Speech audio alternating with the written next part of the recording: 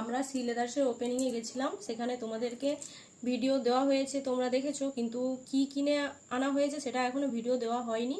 আজকে সেটা তোমাদেরকে দেখাবো যে কি কিনে আনা হয়েছে।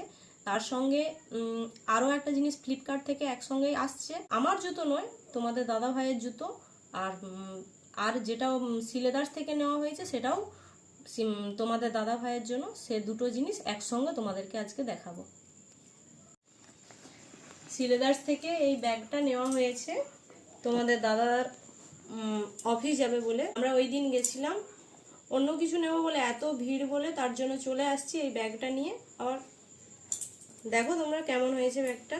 কার্ট থেকে এই পার্সেলটা আজকে এসেছে, এটাই তোমাদেরকে দেখাবো কি কি নেওয়া হয়েছে।